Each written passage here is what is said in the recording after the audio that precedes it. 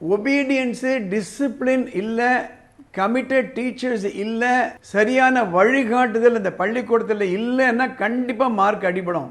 நம்ம குழந்தை எவ்வளவுதான் டிசிப்ளினாக அந்த பள்ளிக்கூடத்துக்கு அனுப்பித்தாலும் அந்த வகுப்பு எப்படி இருக்குன்னு யோசனை பண்ணி பாருங்க. என்னென்னு பார்த்த பெற்றோர்களே, சில நாட்களுக்கு முன்பு ஒரு சிறிய வீடியோ போட்டிருந்தேன். சென்னைக்கு அருகாமல் இருக்கக்கூடிய ஒரு பள்ளிக்கூடத்தில் இந்த ஒரு பேரண்ட்டு வந்திருந்தாங்க. அந்த குறிப்பிட்ட பள்ளிக்கூடத்தில் 10th ஸ்டாண்டர்டில் கிட்டத்தட்ட 200 குழந்தைகள் படித்தாங்க. இந்த வருஷம் அதுலேருந்து பாதிக்கு மேலே டிசி வாங்கிட்டு மற்ற பள்ளிக்கூடங்களுக்கு போயிட்டாங்க. நாங்கள் என்ன செய்யறதுன்னு தெரியல, குழப்பமாக இருக்காங்க அப்படின்னு போட்டிருந்தேன். இதில் அதனுடைய தொடர்ச்சியாக நான் பேச விரும்புகிறேன். ரெப்புடேஷன் என்று ஒரு வார்த்தை உண்டுங்க. அது ஒரு ரெப்யூட்டட் பள்ளிக்கூடம், அது ரெப்யூட்டட் கடை, அது ரெப்யூட்டட் ஃபேமிலிலாம் சொல்லுவாங்க. நல்ல பெயர் எடுத்த குடும்பம் அப்படின்னு சொல்லுவாங்க, ரெப்யூட்டட். அந்த ரெப்புடேஷனுக்காக தான் ஒரு லாயல்ட்டி கிடைக்கும். அதே மாதிரி தான் பள்ளிக்கூடங்கள் ரெப்புடேஷன், நல்ல ரெப்புடேஷன் பள்ளிக்கூடத்தில் போய் கியூ நிற்பாங்க சேரணும்னுட்டு. ஆனால் அந்த ரெப்புடேஷனை ரீட்டைன் பண்ணிக்கணும், மெயின்டைன் பண்ணிக்கணும், சஸ்டெயின் பண்ணிக்கணும். தொடர்ந்து அவங்க அதிகமான மார்க் ப்ரொடியூஸ் பண்ணிக்கிட்டே இருக்கணும். இதை பெற்றோர்கள் பார்த்துக்கிட்டே இருப்பாங்க. ஒரு 10th ஸ்டாண்டர்டில் ஹையஸ்ட் மார்க் வாங்க வைக்க முடியல, +2ல் வாங்க வைக்க முடியல என்றால் அந்த பள்ளிக்கூடத்தில் குழந்தைகள் படிக்கணுமா என்ற ஒரு பெரிய கேள்வி பெற்றோர்கள் மனசில் கண்டிப்பாக வரும். சரி, எதனால் அதிக மார்க் வாங்கணும் அப்படின்னா ஒரு சிம்பிளாக லாஜிக் எடுத்துக்கோங்களேன். அதிகமான மார்க் வாங்கினவங்க எல்லாருமே அந்த குறிப்பிட்ட பள்ளிக்கூடத்தை நோக்கி போகிறாங்க.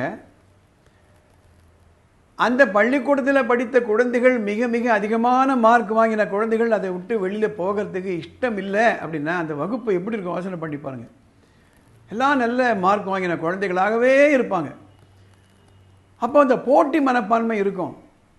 மற்ற பள்ளிகளிலிருந்து வராங்க அதிக மார்க் வாங்கின குழந்தைகள், இந்த பள்ளியில் அதிக மார்க் வாங்கின குழந்தைகளும் மற்ற பள்ளிக்கு போகிற மாதிரி இல்லை என்றால் it's a very healthy class room.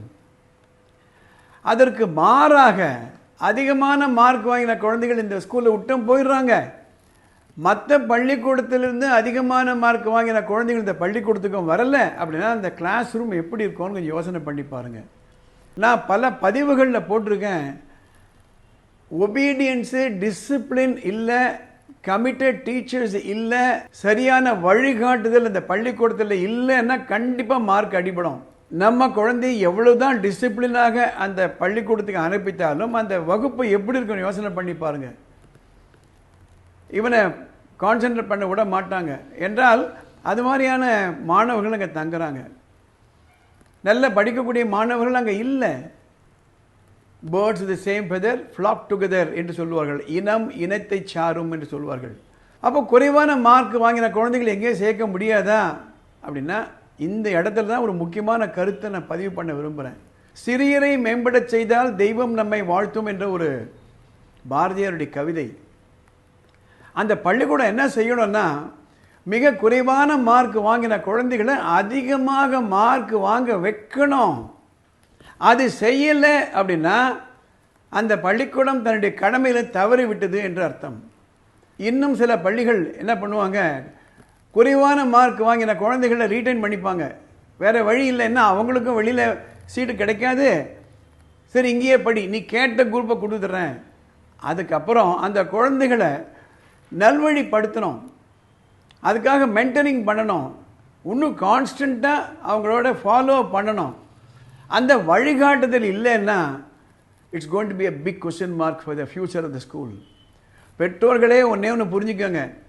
நீங்கள் குழந்தைகளை பள்ளிக்கூடத்தில் சேர்ப்பது ப்ரீகேஜியில் சேர்க்குறீங்கன்னா 15வது வருஷம் 13வது வருஷம் கண்மூடி திறக்கிற வேலைக்கு ஓடிடும். எப்போ ஒரு பள்ளிக்கூடத்தில் 10ஆம் கிளாஸ்லேயும் 12ஆம் கிளாஸ்லேயும் மார்க் வாங்க வைக்க முடியலையோ அதற்கு காரணம் என்ன என்றால் கீழ் வகுப்புகளில் 7, 8, 9 சரியாக ஃபவுண்டேஷன்ஸ் போடுறது கிடையாது என்று அர்த்தம். அதனால் யோசனை பண்ணி பார்த்து நீங்கள் முடிவெடுங்க. அந்த விளக்கத்தை கொடுப்பதற்காகத்தான் இந்த வீடியோ நான் போடுறேன். இந்த வீடியோ உங்களுக்கு பிடித்திருந்தது என்றால் உடனே கமெண்ட் பாக்ஸில் போயிட்டு ஒரு கமெண்ட் போடுங்க. So that it reaches across the country. படிப்பு சம்மந்தப்பட்ட குழப்பங்கள் உங்களுக்கு இருந்தால் மேலே ஒரு வாட்ஸ்அப் நம்பர் போகுது, அந்த நம்பருக்கு ஒரு மெசேஜ் அனுப்புங்க. அதை படிச்சுட்டு வரக்கூடிய பதிவுகளில் அதை நான் போடுறேன். இந்த சேனலுக்கு சப்ஸ்கிரைப் பண்ணுங்கள். அடுத்த எபிசோடில் பார்க்கலாம்.